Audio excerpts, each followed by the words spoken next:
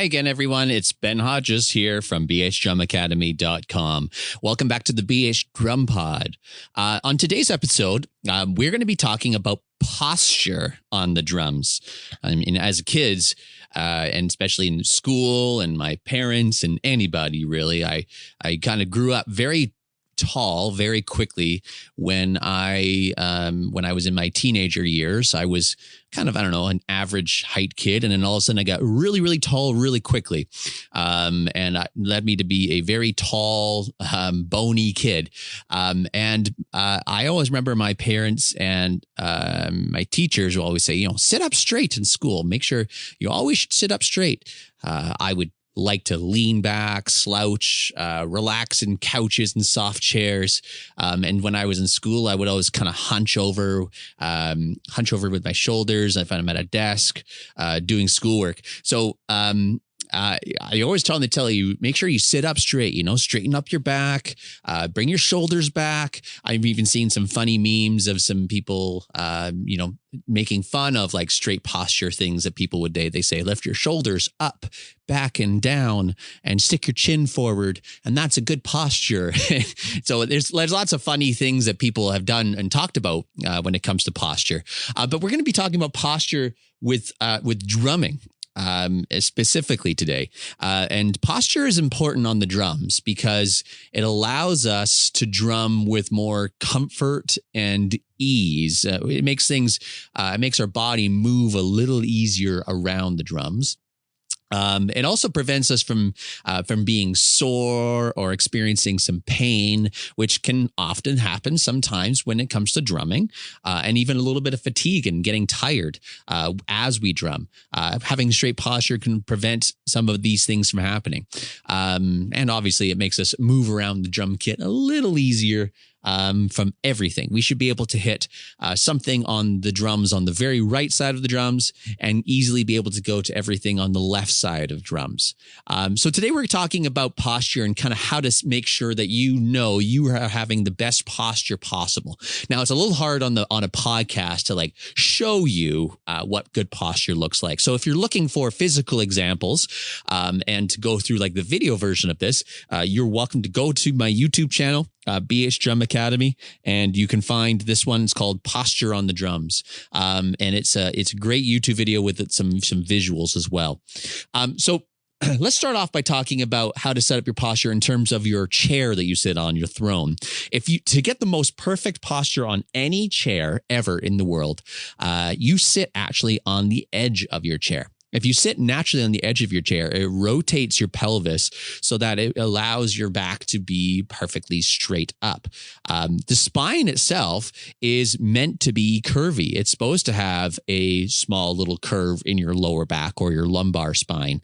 And curves of your spine actually show strength. It's kind of like a bridge. Bridges are not meant to be perfectly flat because they're actually supposed to have quite a bit of a curve. And because that curves are strength when it comes to bridges, and same with your spine. So having a perfectly flat spine is not necessarily ideal, but you do want to be kind of sitting on the edge of your chair. So sitting on the edge of your throne is a great thing to do, even though the throne itself has a nice flat area. You'll see that some of the thrones come in lots of shape and sizes. Some of them are shaped like triangles. Some of them are shaped like circles. And some even have a little mini back to it as well. So like it promotes you to sit like right where your bum to the back of the throne. But I would recommend you sit on the edge of your throne. It'll allow your pelvis to rotate and allow your back to naturally want to sit up straight. For your chair height or throne height, you want to set the height of the throne so that your legs have a slight downward angle. So it's going to make the angle of your lower leg or your shin at your knee to your thigh to be about 90 to 110 degrees. And this is going to allow your legs to be in a perfectly flat position. You want to have your feet flat correctly on the floor, and that's exactly naturally where your feet will want to go. And where your feet naturally want to go is also where your pedals are going to go as well. And we talked a little bit about how to set up your drum kit, but that's how the throne and the chair is like the first thing you set up on a drums. So naturally, where your feet will naturally want to go is exactly where your pedals want to go. So your feet want to be naturally on the floor. Your knees should be completely over your ankles, not completely in front of your ankles, but you want them right over top of them. And your shins would be about perpendicular to the floor, which means north, south, like right straight up and down in relation to the floor. If your throne is too high, then you won't be able to produce like the kick and the bass drum pedal with as much power as you'd like to, because of the angles of your foot and your legs, and you won't be able to utilize the muscles that's along with your legs. You'll have to be using quite a lot more hip flexor to lift your leg up and down. If your throne is too low, it'll be harder on your body to produce the kicking power. So it's putting more pressure on different parts of your body. So it's important to have your throne height and position correct during this time. And remember to sit on the edge of your throne. In terms of your shoulders and your body position and where it goes. So sitting on the edge of your throne will fix a lot of the problems that might exist. But in terms of your shoulders, it's good to let let your arms hang down by your side.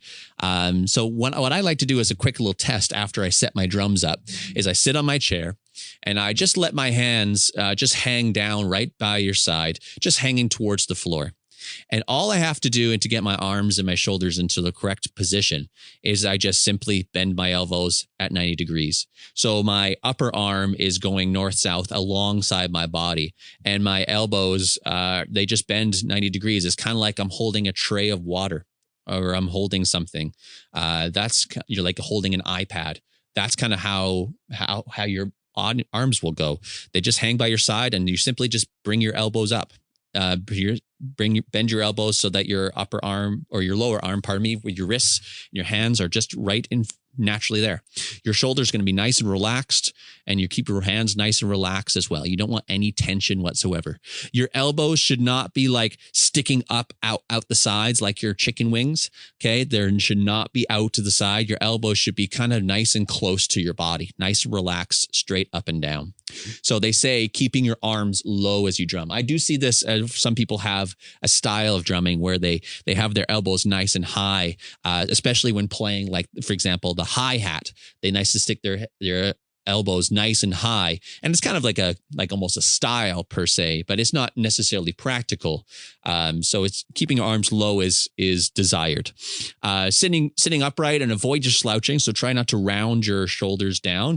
Remember, sitting on the edge of that throne will allow your body to fix that posture whatsoever. You don't want to have a slouch posture and have a rounded back. You want to make sure you kind of stay nice and upright, so that your spine is healthy and you won't feel so tired. You won't have any lower back pain or any other pain. And lastly, in terms of posture, is just the movement of how your arms will move. Quite often, beginning drummers will try to move arms around the drums using their whole arm. When a lot of the drumming can come from a kind of a combination of wrists and fingers when moving around the drums. It's not actually like swinging your arms around. Now, I'm a bit of a hypocrite personally with this motion because I've been known to be called an octopus when I drum, especially at live performances. I really get into the groove of it, and I put on a performance where I'm known as a bit of an octopus, hence my logo at BH Drum Academy is an octopus. That was kind of a nickname that someone gave me at one of the drumming one of the Battle of the Bands. Is I like the octopus guy. That was kind of stuck with me for quite a while.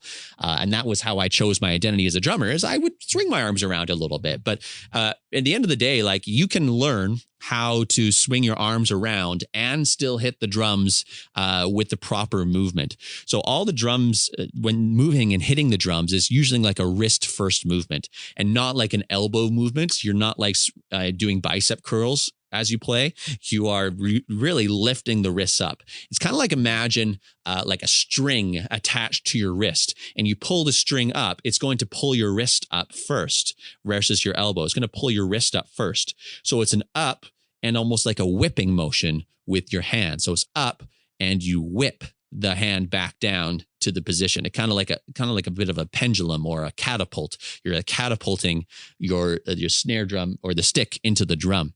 So it's a wrist first movement, not an elbow first movement. That's important for posture as well that you need to know. So posture is really simple in the sense that you just need to make sure you got to understand the importance of it and the ease that it's going to provide you. It's going to solve a lot of your problems with fatigue and pain and soreness, and also allow you to move around the kit a lot easier. So just as a recap, it's important to make sure that you set your throne up at the correct height and position, making sure your feet in the right place and the angles are correct. It's important to sit on the edge of your throne as well. That's going to correct it's going to shift your pelvis forward, and it's going to allow your spine to naturally want to sit up straight.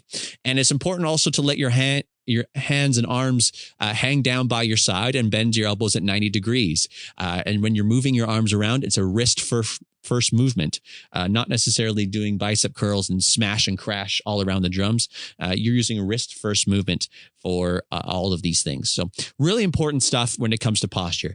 And once again, if you need a visual representation or visual instructions of it, please go and check out my YouTube video on posture on the drums at bhdrumacademy.com. The web, it's free there as well. You don't have to pay for anything, stuff like that. I think learning drums should be definitely cost effective and free. So please go have a look around so you can see a visual instruction. And if you're still having some trouble with it or you're experiencing some pain, send me a message, send me an email, and let's talk about it. I want to come up with some different scenarios. Often some people say, is it normal for me to have this kind of pain when I'm playing drums? And it should never hurt to play the drums, but it can happen. And I think a lot of it, the problems exist because of posture. And so your body's learned how to sit up straight and so on.